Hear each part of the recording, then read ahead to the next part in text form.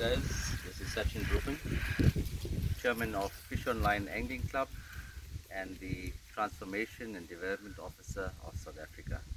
Today we're out at the beautiful Midmar Dam just outside of Howick, and as you can see, the weather's changing. It's turning into autumn. Got some beautiful oak trees around us and the leaves are starting to turn. Water's starting to get a bit colder, and we took a drive to the dam just to spend the afternoon. I think we're here from just after 1:30, and we decided just to spend a couple hours. Today I'm going to have a chat to you guys about some competitive angling, and we'll also just do a little intro into the equipment that's needed. Okay, then the first question is, how do you get involved with the competitive angling? I'm sure lots of people actually want to know about this. Okay, and today's a typical example. We're here at the dam, and if you see, we're fishing right beside social anglers, and those are the guys, those are the anglers whom we need to get involved with. Um, the first thing that we need to look at, I think, is introducing these anglers into competitive fishing. The guy next door to me, when I set up my stuff, he walked over and said, what is this for? And it's these type of situations that is the perfect opportunity to introduce social guys to competitive angling. Right. So coming back to your question. Whenever we're out at the dam, I think it's important that as a competitive angler, we talk to the guys around us and just give them a brief rundown on what competitive angling is all about. The guy saw my fishing stand, and he comes here with a couple of fishing stands, just a little rod stand, and I explained to him the reason why we would use a fishing stand in competitive angling.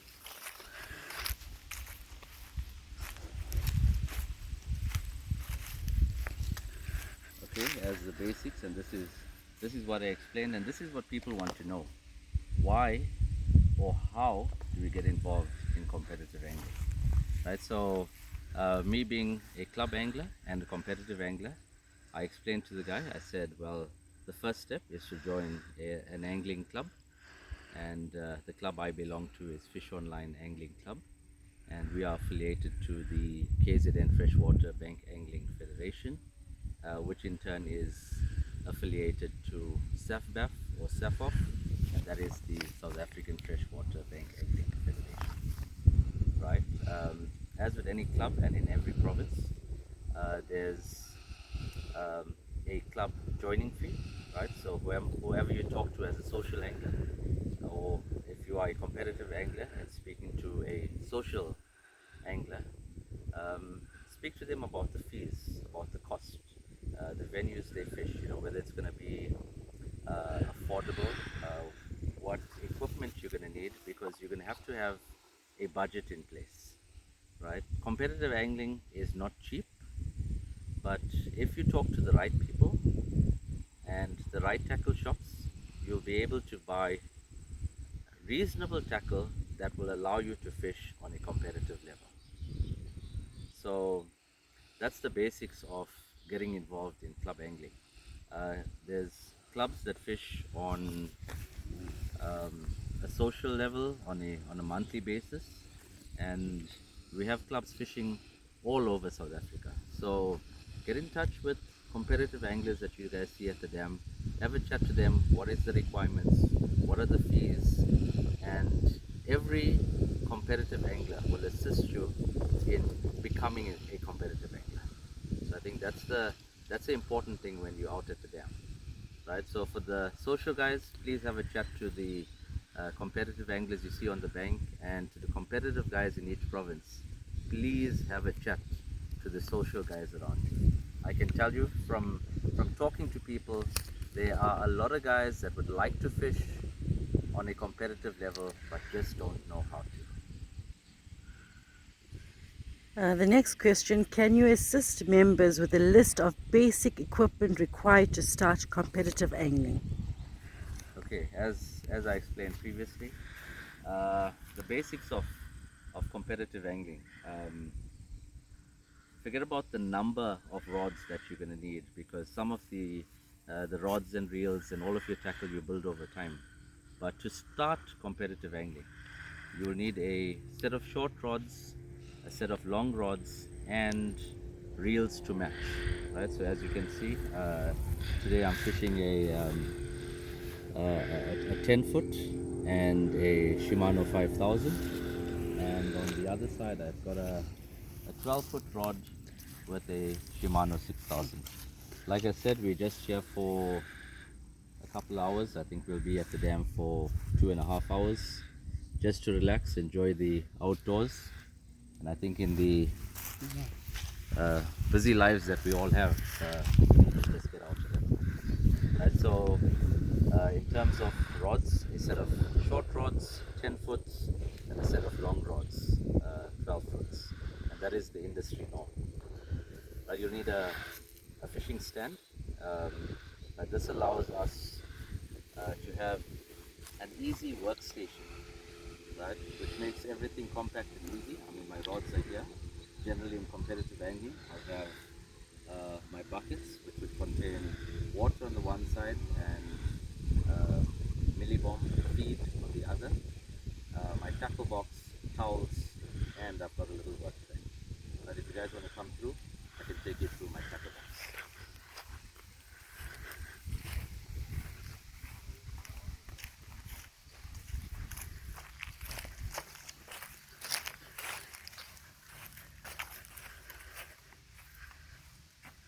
Okay, as you guys can see, this is my tackle box, which I think is probably over 15 years old. It's been it's been through the war and back. Has some battle scars, and it's been sanded and painted a couple of times through the year. And obviously the general layout is something that I've changed several times just to suit me and as my fishing needs change. So the important thing is to talk to different people to get an idea of what could work for you. Right, okay, I'm just gonna go through. Right, so if you go through the top, I've got a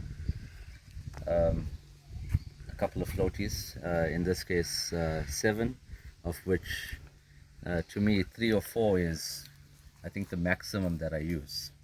Right, I've got trace boxes all along here, and these contain a variety of different traces. Pumps that have a few of the thicker liquids that I fish with, flavors, sprays that have thinner liquids, right? And then I've just got some policemen, a nail clipper, and a few sinkers that I keep in my tackle box. Okay, just getting back to the bottom. And I think people underestimate